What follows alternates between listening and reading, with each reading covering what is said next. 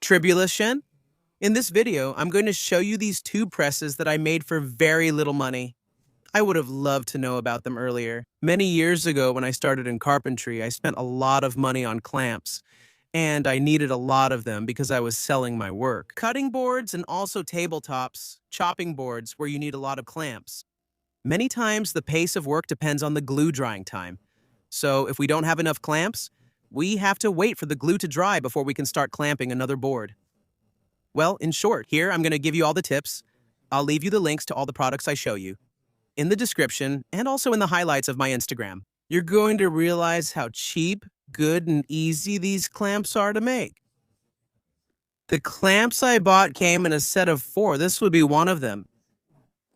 Here I have 2, 3, and 4. The 4 of them cost me about 25,000 pesos in these galvanized pipes, which I also bought at an electrical supply company in Santiago. I'll put this in the description and highlighted story. These pipes are 3 meters long and come threaded on both ends.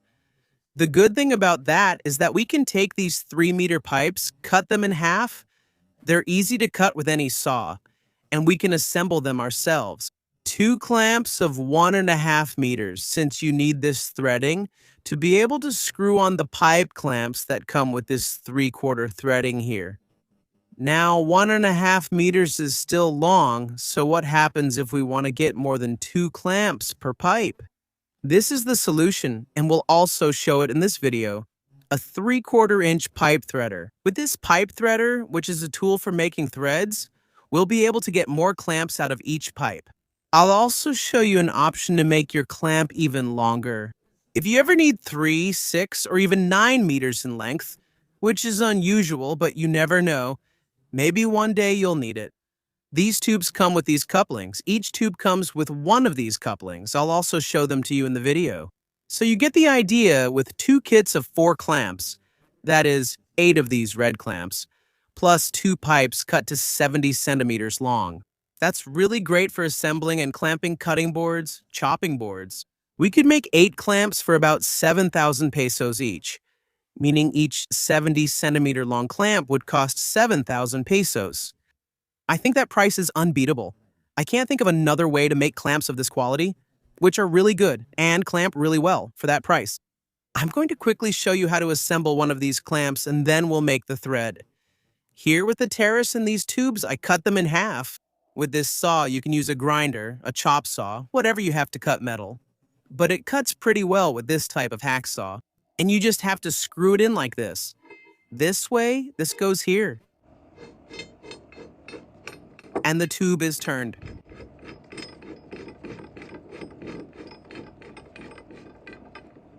And that's it. And the other part of the clamp can go in here, or we could have put it in before from the same side. This way, we just have to press this little tab and it goes in super easily here. And our press is ready. Now, ideally, we would have a wrench that fits right here to start turning this. I don't have one, so I'll have to use a clamp.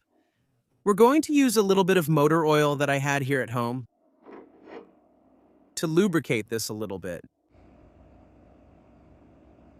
Apply slight inward pressure, then begin turning to see if it cuts.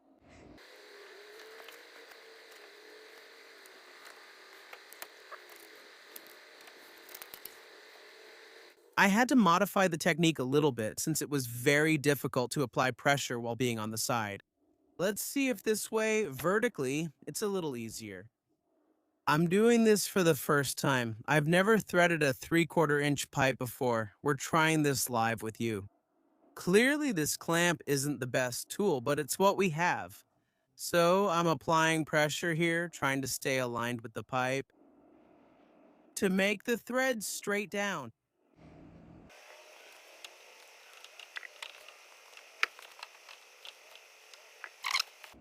There you can see the shavings. The tool is starting to cut. I think a good idea is to move forward. Back up a little to clear the shavings and keep threading down the pipe. He's going to have to get me a wrench. I had to improvise a pair of jaws. I grabbed a piece of pine, made a hole in it with a 32mm spade bit. Then I made a cut with the circular saw down the middle, taking a little off each side so it could clamp. Since this hole is bigger than the pipe and, it actually works pretty well. It's not the most elegant or optimal solution, but don't worry, I have a bench vise here. I don't have anything to really think it through properly. This turned out to be a little harder than I expected, but here we are, we're making progress, so don't criticize me.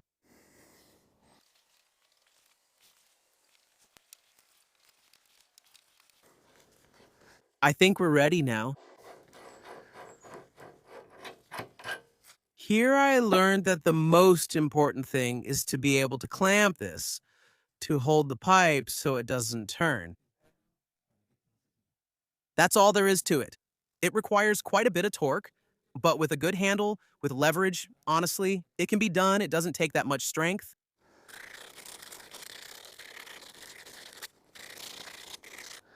It's every bit as good as the factory threading.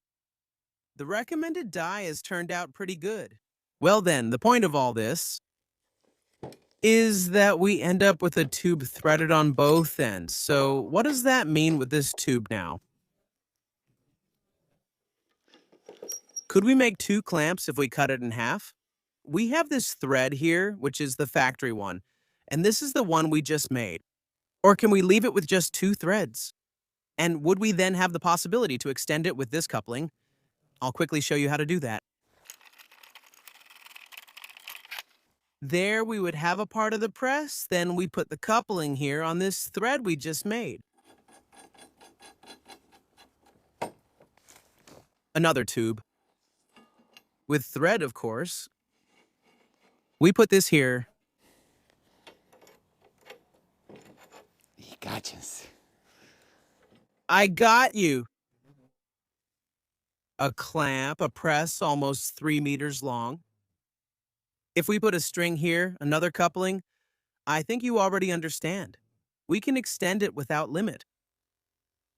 I clearly arrived late to the party for these clamps. I've been in woodworking for many years and I had never used one. And the truth is, it was a discovery I wish I had made earlier because it would have saved me a lot. A lot of money on clamps.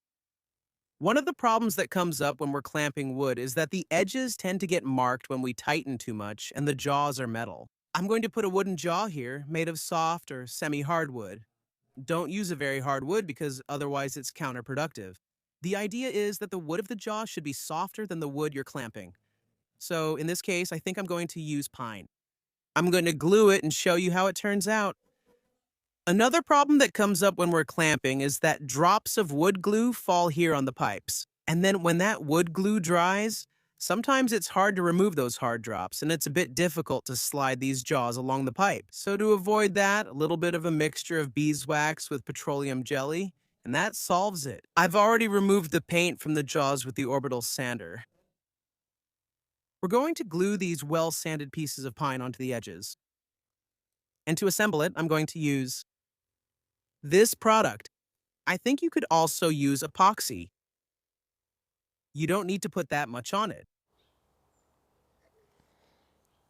so it doesn't go onto the pipe. Just a little bit there. We're going to put a little bit here too. More than enough.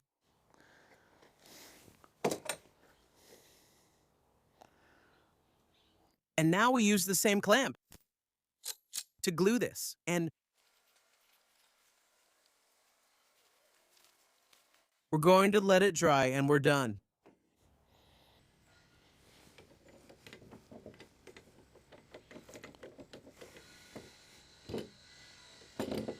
The Sika Sikaflex worked well, so we can recommend it. I hope you liked this video. For those who are starting out in carpentry, I hope this helped you save a little money. Sending you a hug. Take care and see you soon in the next video. Bye-bye.